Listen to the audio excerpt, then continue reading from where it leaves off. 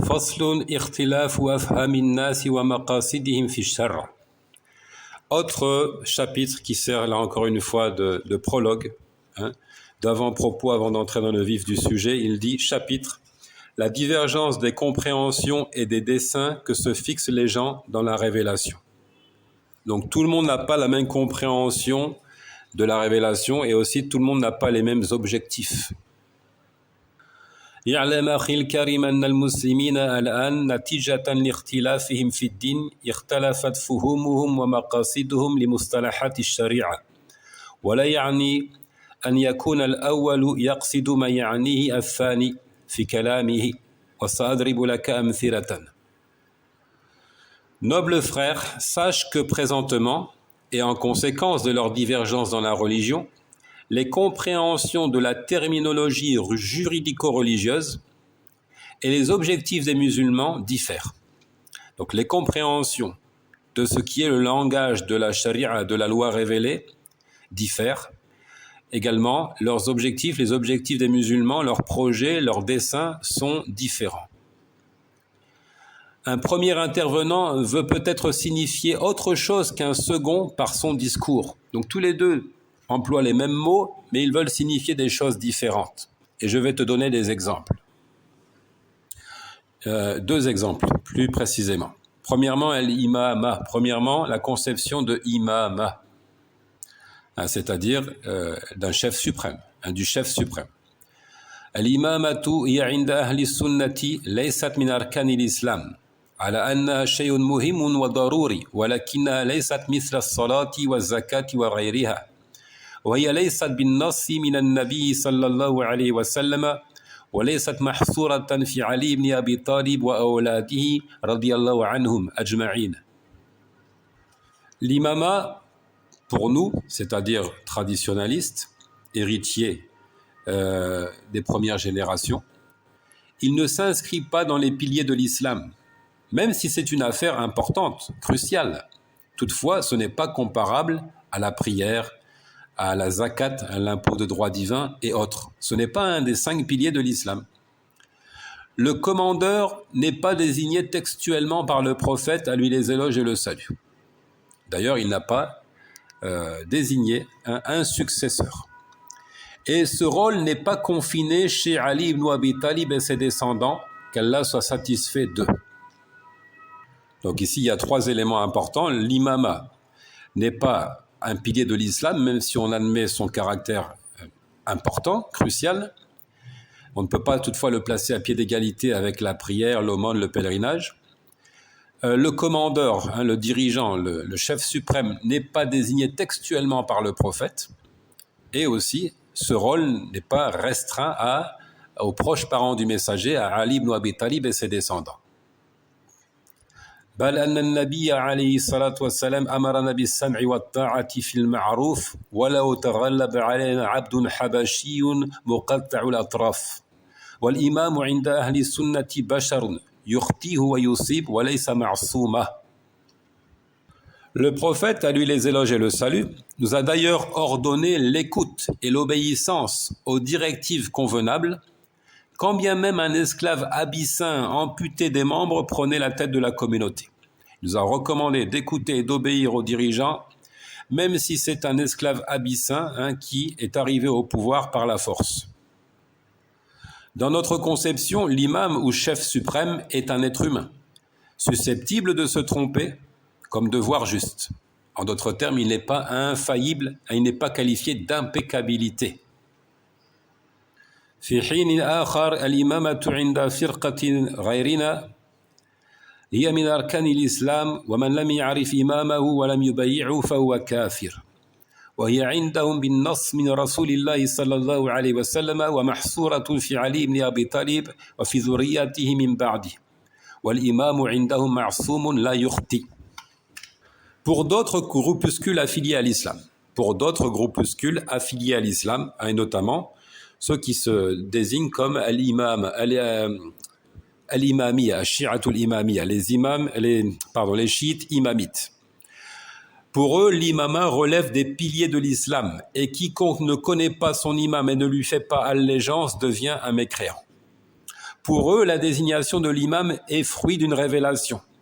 Il est cité par le messager d'Allah, à lui les éloges et le salut. Il ne peut être issu que de la descendance de Ali ibn Abi Talib. Ces gens considèrent encore l'imam comme un être infaillible qui ne fait jamais erreur. Donc deux conceptions tout à fait différentes pour donc un même vocable. ثانيا التوحيد فهو عند أهل السنة أهم أركان الإسلام وعلى الجميع أن يعرفوه ويعملوا به وهو إفراد الله تعالى بالربوبية والألوهية والأسماء والصفات ولا يجوز أبدا صرف أي شيء منها للمخلوقين مهما كانوا. Deuxième exemple ici avec le vocable de Tawhid que l'on traduit par l'unicité d'Allah ou encore l'esseulement d'Allah. L'unicité, elle constitue pour nous le plus important des piliers de l'islam. Tout le monde doit le connaître et œuvrer en conséquence. Tout le monde doit le mettre en pratique. Il s'agit d'esseler Allah le Très-Haut par la seigneurie, la divinité, les noms et les attributs. Les fameuses trois catégories du Tawhid. Respecter l'unicité d'Allah dans sa seigneurie, dans sa divinité et enfin dans ses noms et attributs. Il n'est aucunement licite d'en vouer une part aux créatures, quelles qu'elles soient. Quelles qu'elles soient. Même si c'est un saint homme, même si c'est un prophète envoyé, même si c'est un ange rapproché.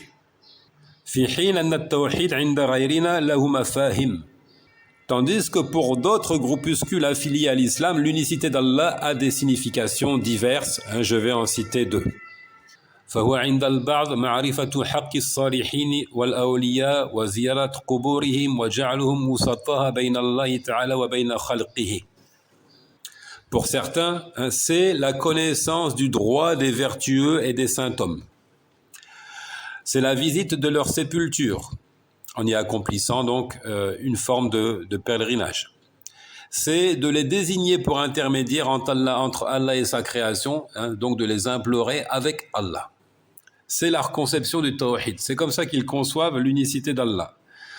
Alors que pour nous, c'est tout le contraire. C'est le propre du shirk, de l'idolâtrie majeure. والتوحيد عند البعض والحاكمية أن يتولى حاكم مسلم رئاسة البلد ويحكم بشرع الله ومن أجل هذا الهدف المزعوم يحتقرون أي شيء آخر ولسببه يفعلون كل شيء فيقتلون ويثورون ويتعاونون مع السني والبدعي والنصراني واليهودي يحرفون الآيات الكريمات والأحاديث الشريفة. Pour d'autres, le concept d'unicité, de monothéisme, se résume à la gouvernance, al-hakimiyya, c'est-à-dire qu'un dirigeant musulman soit à la tête de l'État afin d'appliquer la loi d'Allah. Et pour ce prétendu objectif, ils méprisent toute autre chose et sont prêts à tout. Ils tuent, ils assassinent, ils posent des bombes. Ils se révoltent. Ils cherchent l'assistance du sunnite, mais aussi de l'hérétique, du juif et du chrétien. Ils falsifient les généreux versets et les nobles narrations afin de convaincre les gens de leur opinion et du bien fondé de leur projet. Donc nous autres traditionalistes, nous admettons effectivement que juger d'après la loi d'Allah, c'est une des implications de l'essolement d'Allah, de le reconnaître en tant qu'unique juge. Mais ce n'est pas toute l'unicité d'Allah. Nous avons dit, c'est d'abord l'unicité d'Allah dans sa seigneurie, dans sa divinité, dans ses noms, dans ses attributs. Il y a bien d'autres aspects. Et surtout, ça ne nous permet pas de bafouer les principes de l'islam. Puisqu'en islam, la règle qui dit « la fin justifie les moyens » ne s'applique pas.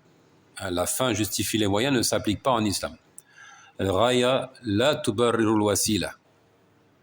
En d'autres termes, on ne peut emprunter que des voies licites, permises, légitimes pour arriver à des fins définies par Allah Azza wa Jal.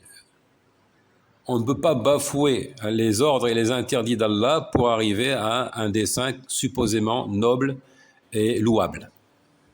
Donc encore un exemple ici d'un vocable qui est défini différemment en fonction des groupuscules. وغير ذلك من اختلاف المفاهيم والمقاصد بين من ينتسب للإسلام. فإذا سمعت من يتكلم عن الجهاد فلا بد أن تعرف لأي فرقة ينتسب حتى تعرف ما هو الجهاد الذي يدعو إليه. فانتبهوا يا شباب الإسلام، انتبهوا، ليس كل من يتكلم في l'islam أو رفع راية الإسلام هو مصيب ناصح.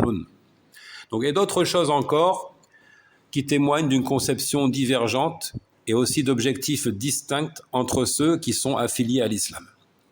Si tu entends quelqu'un parler du djihad, tu dois savoir de quelle obédience il se réclame, pour connaître la modalité du djihad auquel il t'invite. Jeunes musulmans, soyez donc attentifs, ce n'est pas tout individu parlant de l'islam ou levant l'étendard de l'islam qui voit juste et qui prodigue effectivement un conseil bénéfique.